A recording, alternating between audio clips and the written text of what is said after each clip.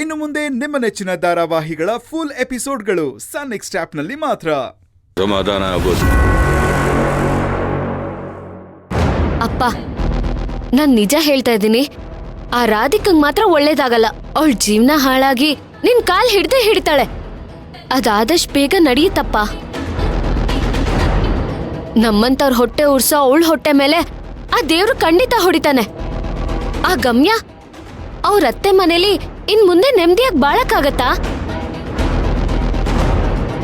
ನಮ್ ರಾಣ ಪೊಲೀಸ್ ಆಗೋದನ್ನ ತಪ್ಸಿರೋ ಆ ಮನೇಲಿ ಆ ಕಲ್ಕಿ ಪೊಲೀಸ್ ಆಗ್ತಾನ? ನಮ್ಮಮ್ಮನ್ನ ಡಾಕ್ಟರ್ ಹತ್ರ ಕಳ್ಸಿರೋ ಅವ್ರ ಮನೇಲಿ ಆ ರಮ್ಯಾ ಡಾಕ್ಟರ್ ಆಗ್ತಾಳ? ಇದೆಲ್ಲ ಯಾವ ಕಾರಣಕ್ಕೂ ಸಾಧ್ಯ ಇಲ್ಲ. ಆ ಬೀದಿ ಬಿಕಾರಿ ಪವಿತ್ರನ ನಮ್ ಮಗನ ಗಂಟ್ ಹಾಕಿ ಈ ಮನೆ ಸೊಸೆ ಮಾಡಿದ್ಲಲ್ಲ ರಾಧಿಕಾ, ಅವಳೇ ನನ್ನ ಆ ಜನ್ಮ ಶತ್ರು. ಅವಳನ್ನ ಚೆನ್ನಾಗಿರೋದಕ್ಕೆ ನಾನ್ ಮಾತ್ರ ಖಂಡಿತವಾಗ್ಲೂ ಬಿಡೋದಿಲ್ಲ. ಆ ದೇವರೇ ಕೆಳಗಿಳಿದು ಬಂದು ಹೇಳಿದ್ರು, ನಾನು ಮಾತ್ರ ರಾಧಿಕನ ಜೀವನನ ಹಾಳು ಮಾಡದೆ ಬಿಡೋದಿಲ್ಲ.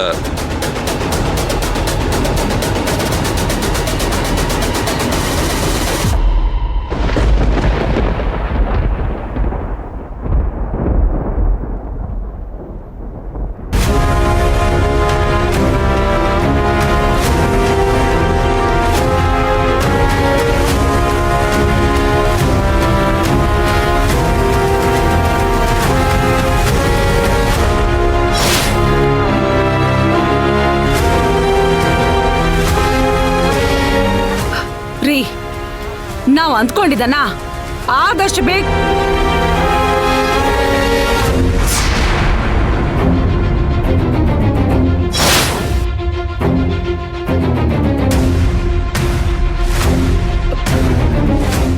ರೀ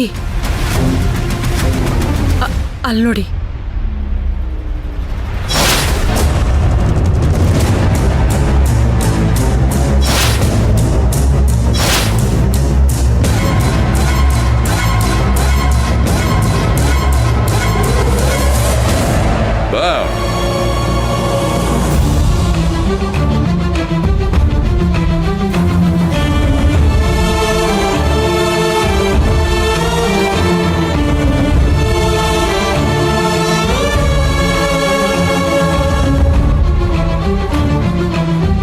ಅದು ಜಾನಕಿಗೆ ಹುಷಾರಿಲ್ಲ ಅಂತ ನೀನು ಬೇಜಾರಲ್ಲಿದೆಯಲ್ಲ, ಅದ್ರ ಬಗ್ಗೆನೇ ಮಾತಾಡ್ತಾ ಇದ್ವಿ. ಹೌದು ಕಣೋ ಕಾಶಿ, ನಿಮ್ ದೊಡ್ಡಪ್ಪ ಅಂತೂ ನಿನ್ ಬಗ್ಗೆನೇ ಯೋಚನೆ ಮಾಡ್ತಾ ಮಾಡ್ತಾ ಊಟ ತಿಂಡಿನೇ ಮಾಡ್ತಿಲ್ಲ ಕಣೋ.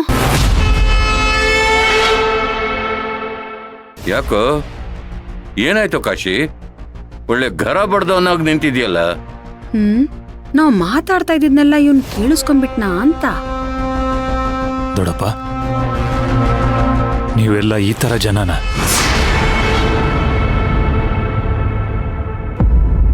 ಈ ತರ ಜನ ಅಂದ್ರೆ ಯಾವ ತರ ಜನನು? ಇಷ್ಟು ಸಣ್ಣ ಜನನ ಅಂತ ಕೇಳ್ತಾ ಇದ್ದೀನಿ.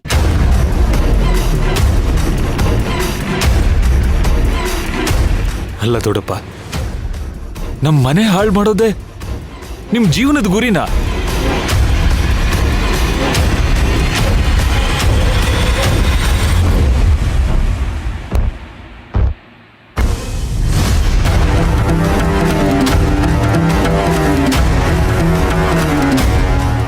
ನಿಮ್ ಮಾತು ಕೇಳಿ ನನಗೆ ಹಾಗೆ ಭೂಮಿನ ಬಿರಿದೋಯ್ತೇನೋ ಅನ್ನಿಸ್ತಿದೆ ದೊಡ್ಡಪ್ಪ. ನೀವು ನಮ್ಮಂತವ್ರಿಗೆ ಆಶ್ರಯ ಕೊಡೋ ಆಲದ ಮರ ಅಂತ ನಾನು ಅನ್ಕೊಂಡಿದ್ದೆ.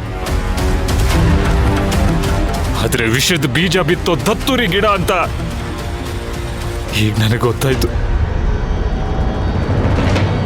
ದೊಡ್ಡಪ್ಪ, ನಿಜ ಹೇಳ್ತಾ ಇದ್ದೀನಿ, ನಮ್ಮ ಅಪ್ಪನ ಮೇಲೆ ಇಟ್ಟಿದ್ದಕ್ಕಿಂತ ಒಂದ್ ಕೈ ಜಾಸ್ತಿ ಪ್ರೀತಿನೇ ನಾನು ನಿಮ್ಮ ಮೇಲೆ ಇಟ್ಟಿದ್ದೆ.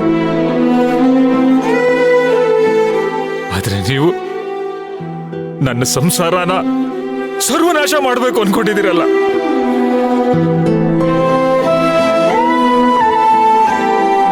ನಾವೆಲ್ಲ ನಿಮ್ಗಂತ ಪಾಪ ಏನ್ ಮಾಡಿದ್ವಿ ದೊಡ್ಡಪ್ಪ? ರಾಧಿಕಾ ಯಾರು? ರಾಣ ಅನಗಂತರ ಅವಳು ನಿಮ್ಗೊಬ್ಳು ಮಗಳು ತಾನೆ? ಅಂತವಳಿಗೆ ಕಷ್ಟ ಕೊಟ್ಟು ಕಾಲಿಗೆ ಬೀಳ್ಸ್ಕೋಬೇಕು ಅಂತ ಕಂಕಣ ತೊಟ್ಕೊಂಡು ನಿಂತಿದ್ದೀರಲ್ಲ, ಇದು ಸರಿನಾ ದೊಡ್ಡಪ್ಪ? ಹೇಗೆ ಆ ದೇವತೆನ ನಿಮ್ ಕಾಲ್ ಕೆಳಗಡೆ ಬೀಳ್ಸ್ಕೋಬೇಕು ಅಂತ ಕೆಟ್ಟ ಹಂಬಲ ಬಂತು ನಿಮ್ಗೆ?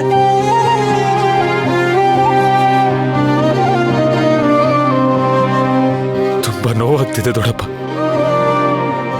ನೀವು ನಮ್ಗೆಲ್ಲ ಒಂದು ಒಳ್ಳೆ ಜೀವನ ಸಿಗಬೇಕು ಅಂತ ಹರಿಸ್ತಿರೋ ದೇವರು ಅಂತ ನಾನು ಅನ್ಕೊಂಡಿದ್ದೆ. ಆದ್ರೆ ನಿಮ್ಗಳ ಮಾತು ಕೇಳಿ ನಿಮ್ಗಳ ನಿಜ ರೂಪ ಏನು ಅಂತ ಗೊತ್ತಾಯ್ತು ದೊಡ್ಡಪ್ಪ. ತಂದೆ ಇಲ್ಲದ ಮಕ್ಕಳು ನಾವು. ಬೇರೆ ಯಾರಾದ್ರೂ ನಮಗ್ ತೊಂದರೆ ಕೊಡಕ್ ಬಂದ್ರೆ ಅದನ್ನ ನೀವು ತಡಿಬೇಕು. ಆದ್ರೆ ನಮಗ್ ತೊಂದರೆ ಕೊಡಬೇಕು ಅಂತ ನೀವೇ ನಿಂತಿದ್ದೀರಲ್ಲ ದೊಡ್ಡಪ್ಪ.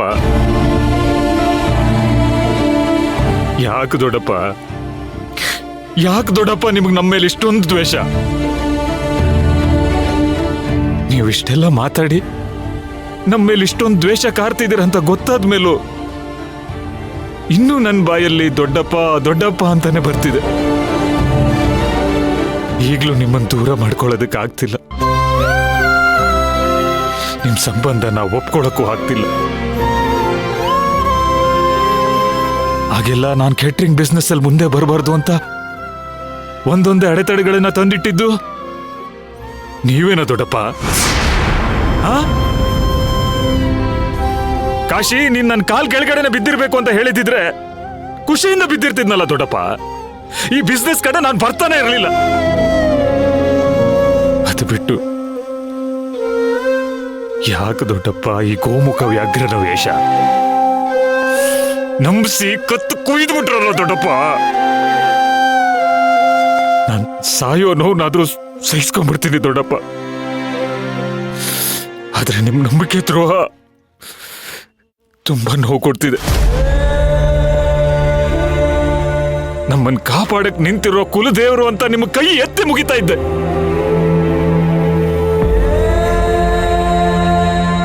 ಅದನ್ನಾದ್ರೂ ನೀವು ಯೋಚನೆ ಮಾಡಬೇಕಿತ್ತಲ್ವಾ? ನಿಮ್ಮನ್ನ ತನ್ನ ಒಡ ಹುಟ್ಟಿದ ಅಣ್ಣ ಅಂತ ನಂಬ್ಕೊಂಡು ಬದುಕ್ತಿರೋ ನಮ್ ತಾಯಿ ಮನ್ಸಾದ್ರೂ ನಿಮ್ಗೆ ಅರ್ಥ ಆಗ್ಲಿಲ್ವಾ? ನಮ್ಗಳ ಮುಂದೆ ಒಳ್ಳೆಯವ್ರಾಗ್ಬೇಕು ಅಂತ ಅನ್ಕೊಂಡು ಹಿಂದ್ಗಡೆಯಿಂದ ನಮ್ಮನ್ನ ಸರ್ವನಾಶ ಮಾಡ್ಬೇಕು ಅಂತ ನೀವು ನಿಂತಿದ್ದೀರಾ ಅಂತ ನಮ್ಮ ಅಮ್ಮಂಗೆ ಏನಾದ್ರು ಗೊತ್ತಾದ್ರೆ, ಅಯ್ಯೋ ಅಯ್ಯೋ ನಮ್ಮ ಮಕ್ಕಳ ಪರಿಸ್ಥಿತಿ ಏನಾಗ್ಬಿಡುತ್ತೋ ಅಂತ ಕೊರಗಿನೇ ಸತ್ತು ಹೋಗ್ಬಿಡ್ತಾಳೆ. ಹಾಗೇನಾದ್ರೂ ಆಗಿ ನಮ್ಮ ಅಮ್ಮ ಏನಾದ್ರೂ